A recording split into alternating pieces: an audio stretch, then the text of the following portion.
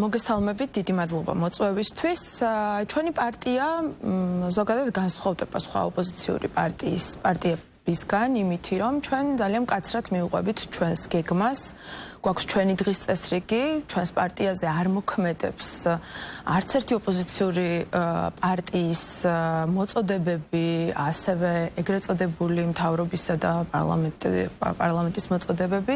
ჩვენ მკაცრად მივუყვებით ჩვენს დღის წესრიგს, რა თქმა უნდა, ერთადერთი შეთანხმება, რომელიც ჩვენი მხრიდან ხორციელდება, ეს არის ჩვენს ამომრჩევლებთან, ჩვენ მხოლოდ მათ ვუთანხმებთ საკუთარ დღის წესრიგს და ეს დღის წესრიგი დღესდღეობით არის ის გადადგმული ნაბიჯები, რომლებსაც ჩვენ ყოველდღიურად ვდგამთ იმისთვის, რომ საბოლოო გამარჯვება მოვიპოვოთ იმ პროცესში, რა პროცესშიც დღესდღეობით ჩვენი ქვეყანაა, ოცნების ეგრეთ წოდებული ხელისუფლების პირობებში და არც ერთი ოპოზიციური ფლანგის პარტიის მხრიდან, არც ნაციონალური მოძრაობის მხრიდან, არც ოცნების ასე ვთქვათ, რიტორიკის გათვალისწინებით ჩვენ არ ვცვლით ჩვენს გეგმებს. ანუ ჩვენ ვსაუბრობთ იმაზე, რომ დღესდღეობით ჩვენთვის და ჩვენი ამომრჩევლისთვის არ არის აქტუალური თვითმმართველობის არჩევნები, შესაბამისად ჩვენ ამ საკითხს საერთოდ არ ვსაუბრობთ.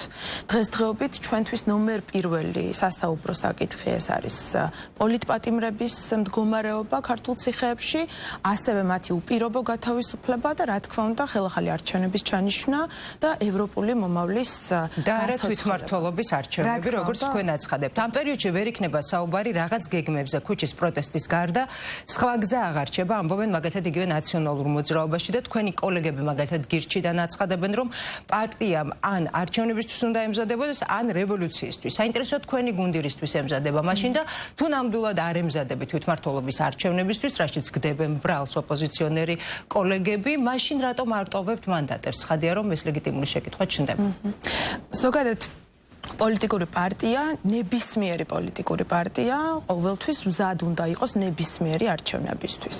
აქედან გამომდინარე, ჩვენი პოლიტიკური ძალაც მუდმივად მზად არის ნებისმიერი არჩევნებისთვის. დღესდღეობით ნომერ პირველი ჩვენს დღის წესრიგში ეს არის ხელახალი არჩევნების ჩანიშვნა და ჩვენ ყოველთვის მზად ვართ იმისთვის, რომ არჩევნების გზით, რა თქმა უნდა, საარჩევნო გარემოს გაჯანსაღების პირობებში და იმ პირობებში, რა პირობებშიც შესაძლებელია არჩევნებმა ასახოს ქართველი ხალხის ნება, ჩატარდეს არჩევნები და ჩვენ მივიღოთ მონაწილეობა. შეიძლება ითქვას, რომ გახარიას გუნდი მზად არის როგორც ახალი არჩევნებისთვის, ისე თვითმმართველობის არჩევნებისთვის. ჩვენი პოლიტიკური კონტექსტში განვიხილავთ. დიახ, ჩვენი პოლიტიკური ძალა, ზუსტად ისევე როგორც ნებისმიერი პოლიტიკური პარტია დარწმუნებული ვარ, მზად არის ნებისმიერი არჩევნებისთვის და აქ ჩვენ რაღაც შერჩევითად რომელიმე არჩევნებისთვის არ ვართ მზად. რა შეიძლება მოხდეს და რა პირობების დაკმაყოფილების შემთხვევაში შეიძლება დათანხმდეს თქვენი გუნდი თვითმმართველობის არჩევნებში მონაწილეობა?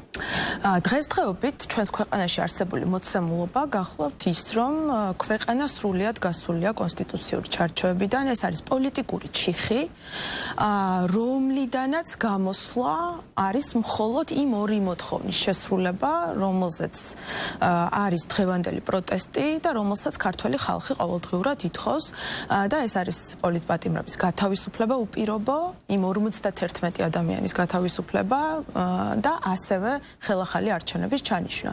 აი ამ ორი საკითხის გადაწყვეტით და ოცნების რეჟიმის მხრიდან კონკრეტული დათმობებზე წასვლის შემდეგ შეიძლება ვისაუბროთ იმაზე, რომ ნებისმიერი სახის სხვა ასე ვთქვათ, პოლიტიკურ ცხოვრებაში არსებული აქტივობებისთვის ვიყოთ მზად. სხვა შემთხვევაში უარს აცხადებთ თვითმმართველობის არჩევნებში მონაწილეობაზე, რადგან ახალი არჩევნები თუ დაინიშნა, მაშინ რა მოცემულობის წინაშე ვდგებით? ჩვენ კიდევ ერთხელ გავიმეცნება ცხადა და ერთმნიშვნელოვნად ამბობს, რომ ახალი არჩევნები არ იქნება. თქვენ საით მიდიხართ, საინტერესო არის ქუჩის აქციებს, იგივე ქუჩის პროტესტს ირჩევთ, თუ მეორე თვითმმართველობის არჩევნებს. აი აქ წყალგამყოფი რა შეიძლება იყოს და ისევ უნდა დაუბრუნდე მაგალითად ნიკა გვარამიას, რომელიც ამბობს, რომ როდესაც გახარიას გუნდი არ ამბობს ცხადად და მკაფიოდ, რომ ემიჯნება თვითმმართველობის არჩევნებს, ის გარკვეულ ინტერპრეტირების საშუალებას იძლევა და ინტერპრეტაციის საშუალებას აძლევს როგორც საზოგადოებას, და ისე მაგალითად ოპოზიციურ სპექტრს. დიახ, ჩვენ ყოველთვის საუბრობდით იმაზე, არჩევნების შემდეგ პერიოდში, რა თქმა უნდა, იმაზე, რომ ძალიან მნიშვნელოვანი იყო შიდაწნეხი და ის პროტესტი, რომელიც ჩვენს ქუჩებში მიმდინარეობდა და მიმდინარეობს, ეს არის ძალიან მნიშვნელოვანი ინსტრუმენტი, რომელმაც დღესდღეობით ხელშესახები შედეგები მოგვიტანა, კონკრეტულად სანქციების მიმართულებით, იმიტომ რომ ჩვენ ვნახეთ, რომ ძალიან მწვავე შეფასებები წამოვიდა ჩვენი საერთაშორისო პარტნიორების მხრიდან, ასევე ძალიან მწვავე სანქციები დაწესდა კონკრეტულად იმ ინდივიდების მიმართ, რომლებიც ძალადობდნენ ჩვენს მოსახლეობაზე და ეს ყველაფერი ქართულმა პროტესტმა მოგვიტანა. რა თქმა უნდა, ამის გარდა ჩვენ არ უნდა დავივიწყოთ საერთაშორისო პარტნიორებთან მუშაობა, ის, რასაც ჩვენი პარტია ყოველდღიურად ახორციელებს და ჩვენ ძალიან ბევრი ვიმუშავეთ იმაზე, რომ სანქციები არ ასახულიყო ქართულ ხალხზე და არ შეხებოდა ვიზა ლიბერალიზაციის საკითხს და კონკრეტულად გავრცელებულიყო იმ ადამიანებზე, ვინც ძალადობდნენ ჩვენს მოქალაქეებზე და ვინც არღვევდნენ საქართველოს კონსტიტუციას და ვინც ძირს უთხრიდა საქართველოში დემოკრატიას. აქედან გამომდინარე, ეს ორი მიმართულება თანაბარ მნიშვნელოვნად ძალიან მნიშვნელოვანია.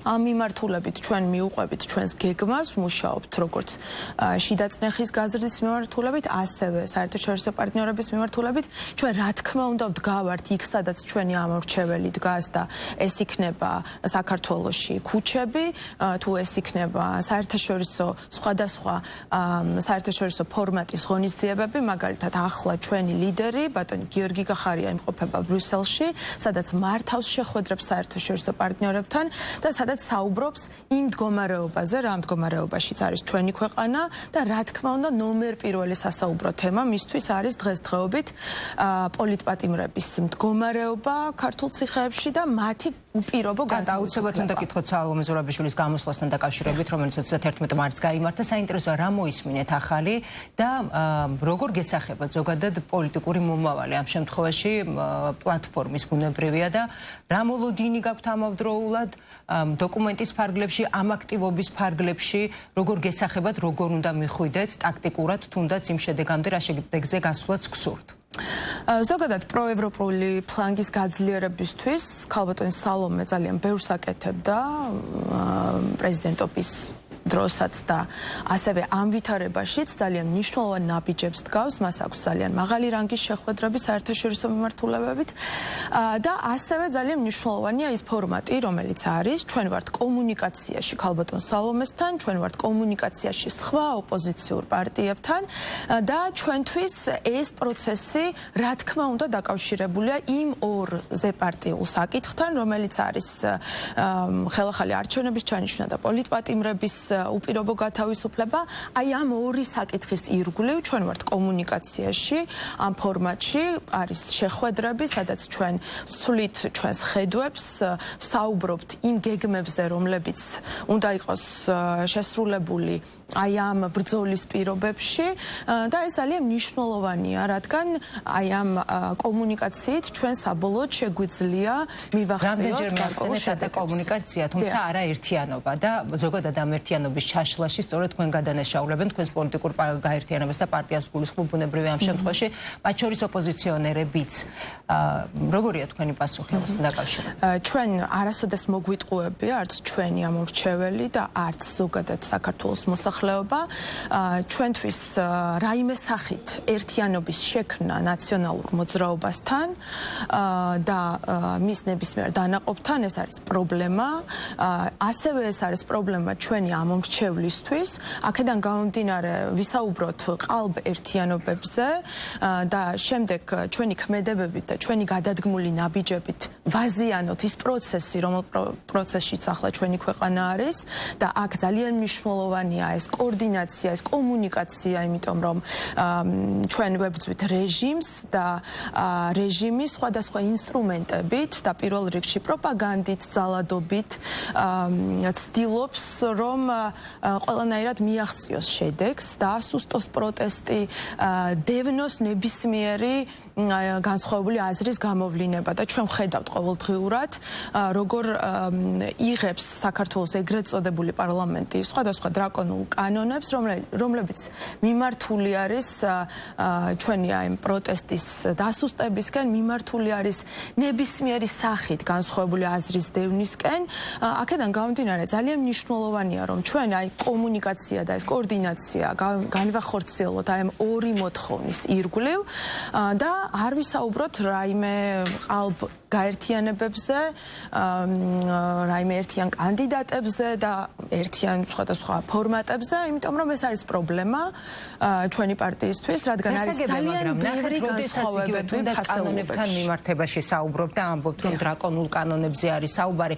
ხომ არ ჯობდა მაშინ ბუნებრივია ეს შეკითხვა ჩნდება ყოფილიყავით პარლამენტში წარმოდგენილები და სწორედ საკანონმდებლო ორგანოში თქვენი აქტიურობით შეგეშალათ აი იმ პროცესებისთვის ხელი. Ანდეახ 2024 წლის არჩევნები ჩვენი აზრით არასახავდა ქართველი ხალხის ნებას, შესაბამისად ჩვენ არჩევნების მეორე დღიდანვე ჯერ კიდევ მაშინ, როდესაც მიმდინარეობდა გარკვეულ პარტიებში ზეიმი და მიმდინარეობდა რაღაც გამარჯვებებზე საუბარი, ჩვენ მაშინვე ვთქვით, რომ ეს არჩევნები არასახავდა ხალხის ნებას, ეს სწორედ ამასთან დაკავშირებით გედავებიან იგივე ოპოზიციონერი ლიდერები, გარკვეული აქტორები ოპოზიციიდან ყოველ შემთხვევაში რომ თუ კი არასახავდა და თუ კი თქვენთვის მიუღებელი იყო ის შედეგები, მაგალითად ამბობენ იგივე თუნდაც ახლებრივ ჩვენ დავტოვეთ მომენტალურად, გავაკეთეთ განცხადება მანდატებზეც უარი ვთქვით, მაშინ გახარიები რატომ არ ამბობენ უარს და აი ამ კონტექსტშიც გედავებიან და გარკვეული კრიტიკა და ბრალდებები ისმის ამ დრომდე თქვენი მისამართით.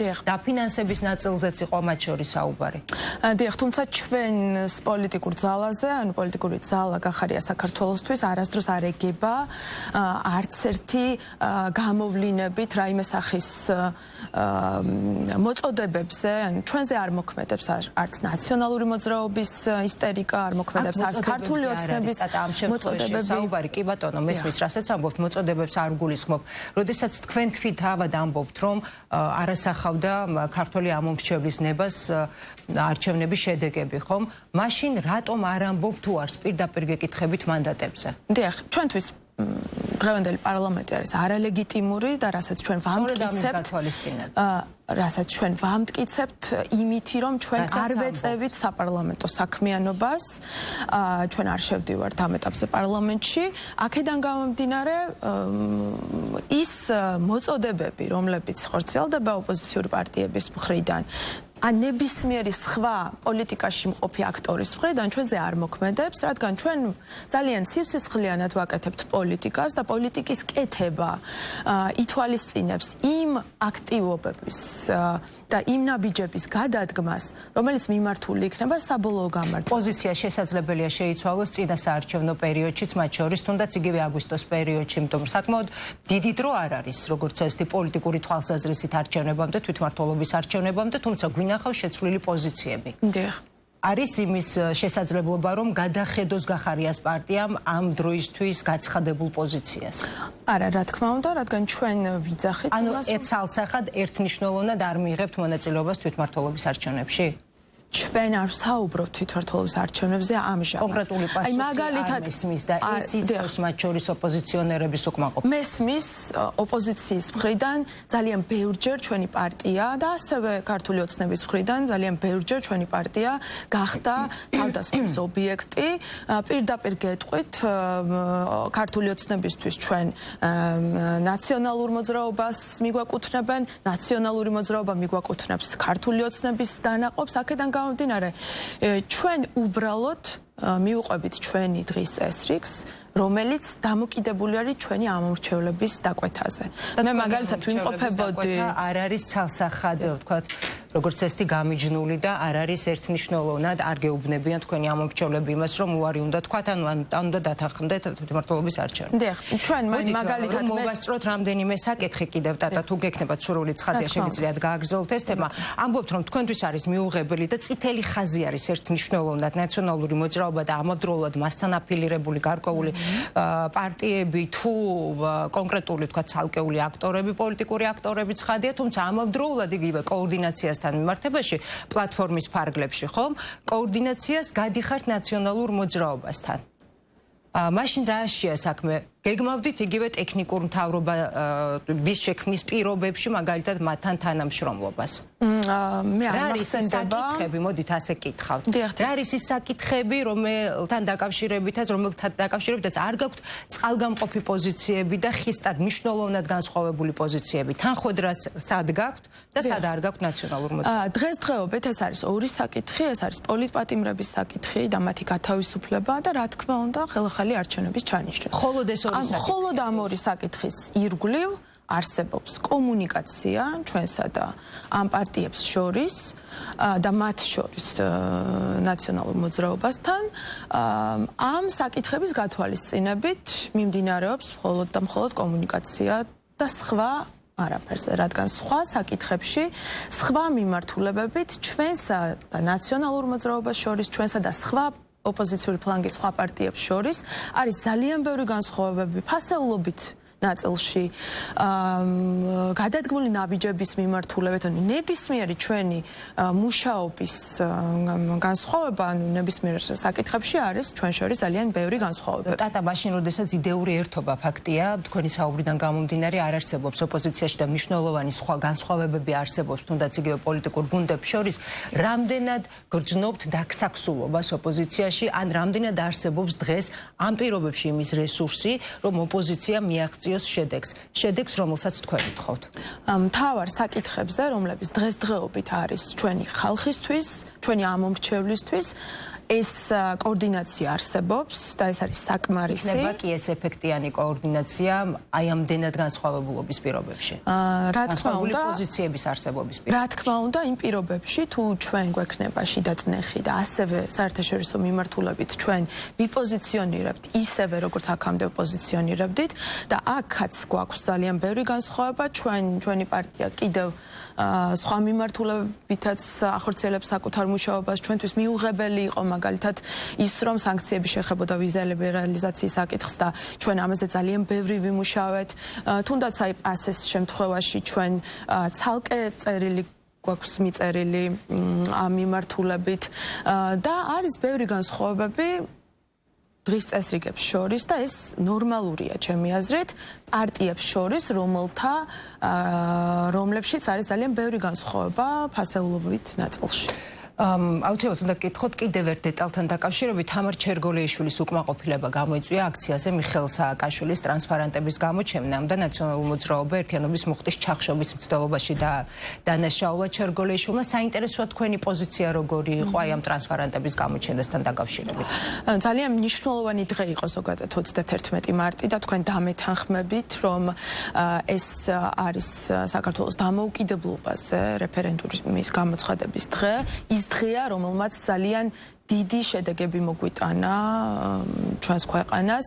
აქედან გამომდინარე თითოეული ჩვენგანის ვალი იყო იქ დგომა ამ დღეს, თუმცა რა თქმა უნდა მიუღებელი იყო ჩვენთვის და ზოგადად ვიტყვი იმას, რომ რაიმე სახით ტოლობის ნიშნის დასმა მიხეილ სააკაშვილსა და პოლიტპატიმრებს შორის, რომლებიც დღესდღეობით არიან ბიძინა ივანიშვილის პირადი მძევლები, ეს არის მიუღებელი, შესაბამისად ის ატრიბუტიკაც, რომელიც იყო გამოყენებული ამ აქციაზე, იყო ჩვენთვის მიუღებელი და ჩვენ ეს ძალიან ბევრჯერ განვაცხადეთ სხვადასხვა ეთერების მეშვეობით და იქვე აქციიდანაც თქვი. აი ახლა ამ წუთებში ტატა მიმდინარეობს აქცია რუსთაველის გამზირზე, საკანონმდებლო ორგანოსთან გულისხმობ, რა თქმა უნდა, პაატა ბურჭულაძე არის მისი ინიციატორი ასე იყო ყოველ შემთხვევაში და მანასტირ ამ განაცხადა 31 მარტის აქციასთან დაკავშირებით ბურჭულაძემ თქვა რომ უკმაყოფილება გამოთქვა 31 მარტის აქციასთან დაკავშირებით და თქვა რომ აუცილებელი არის უტრებცხადია ახალი ლიდერის გამოჩენა, ახალგაზრდა ლიდერის ასეთი იყო დაახლოებით ფორმულირება მისი ლიდერის გამოჩენა ოპოზიციურ სპექტრში და ასევე უკმაყოფილება გამოითქვა იმასთან დაკავშირებით რომ თითქოს და სალომე ზურაბიშვილს ცალსახად სურდა მხოლოდ ის ყოფილიყო გამომცვლელი და ის ყოფილიყო ერთპიროვნული ლიდერი მთელი ოპოზიციური სპექტრის. საინტერესო არის თქვენი პოზიცია როგორი არის ამასთან დაკავშირებით, როგორ ფიქრობთ, რამდენად საჭიროებს გადახალისებას ან განახლებას ან ახალი ლიდერის წინ წამოწევას? რა თქმა უნდა, ზოგადად პოლიტიკა ქვეყანაში ითვალისწინებს და ამ პოლიტიკაში ძალიან მნიშვნელოვანია, რომ მუდმივად იყოს პოლიტიკური ლიდერების ცვლილება, მუდმივად და ეს პოლიტიკური პლურალიზმი იყოს ჩვენს ქვეყანაში. ის რომ მხოლოდ სალომე ზურაბიშვილი მიმართა იქ შეკრებილ საზოგადოებას 31 მარტს. ეს იყო აი ამ პარტიებს შორის კომუნიკაციის შედეგი, ასევე რა თქმა უნდა, აქ იყვნენ არა მხოლოდ პოლიტიკური პარტიები და აქ იყო არასამთავრობო სექტორი, სამოქალაქო სექტორი წარმოდგენილი, აქ იყვნენ ასევე აქტივისტები წარმოდგენილები, ანუ ის შეხვედრები, რომლებიც იმართებოდა ამ დღესთან დაკავშირებით, ძალიან ბევრ ადამიანს მოიცავდა და საერთო აი ამ პოზიციით გადაწყდა, რომ ამ დღეს სიტყვით უნდა გამოსულიყო ქალბატონი სალომე, რაც ჩემი აზრით ძალიან კარგი იყო და მისაღები იყო. აქედან გამომდინარე, შეკრებილმა საზოგადოება მოისმინა ის, რის მოსმენაც სურდათ. იქ შეკრებილ საზოგადოებაში თქვენ თუ გულისხმობთ აქტივებს, მაშინ რა თქმა უნდა, აქციის მონაწილეების მხრიდან რა თქმა უნდა იყო კმაყოფილება და ეს იყო ის დღე, რომელიც აღნიშნავდა ჩვენს უახლეს ისტორიაში ძალიან დიდ მოვლენას. კიდევ ერთი საქართველოს დამოუკიდებლობას. მინდა რომ მოვასწრო, წითელ ხაზად გამოაცხადა ოპოზიციის ნაწილმა პარლამენტის დროებით საგამოძიებო კომისიაში მონაწილეობაც იმის გათვალისწინებით, რომ საპარლამენტო კომისიის, საგამოძიებო კომისიის ფარგლები და მანდატი გაფართოვდა და 2012 წლის შემდგომ პერიოდსაც მოიცავს, თუ კი ასეთი მოხდა და დაიბარეს გიორგი გახარია კომისიაში. საინტერესო არის როგორია თქვენი პოზიცია, თუ გააქვთ ეს საკითხი განხილული პარტიაში და გამოცხადდება თუ არ გამოცხადდება კომისიაზე. ზოგადად თუ მოხდება ბატონ გიორგის დაბარება ამ კომისიაზე, ის თვითონ ინდივიდუალურად გადაწყვეტს ამ საკითხს. და ეს არის რეალურად თვითონ გადაწყვეტს როგორ მოიქცევა და ესწრება თუ არა, მივა თუ არა. თუმცა იქიდან გამომდინარე, რომ საქართველოს პარლამენტი დღესდღეობით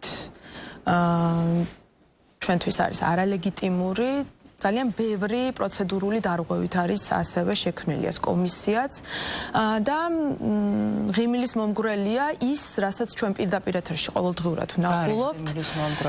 ის რომ სამწუხაროდ ის ისტორიები, რასაც ისმის საზოგადოება ტატა ღიმილის მომგვრელია. არა, რა თქმა უნდა, ისტორიებს მე არ ვგულისხმობ, მე ვგულისხმობ იმ საკითხებს და იმ ადამიანებს, ვინც არიან ამ კომისიის შემადგენლობაში და ამ კომისიის შემადგენლობაში არიან ის ადამიანები, რომლებიც 2012 წლამდე წარმოადგენდნენ ნაციონალური მოძრაობის რეჟიმს, ის ადამიანები, რომლებიც კონკრეტულად ძალადობდნენ ადამიანებზე, შარმანაშვილი თუნდაც, ტაბატაძე თუნდაც, ეს ადამიანები წარმოადგენდნენ თქვენი გუნდის მიმართაც ამ საკითხს ეს ადამიანები წარმოადგენდნენ ნაციონალური მოძრაობის თანამდებობის პირებს. ბერდია სიჭინავა პარლამენტის საგამოძიებო კომისიასთან დაკავშირებით ამბობს, რომ ჯერ გაბედონ და დაგვიბარონო.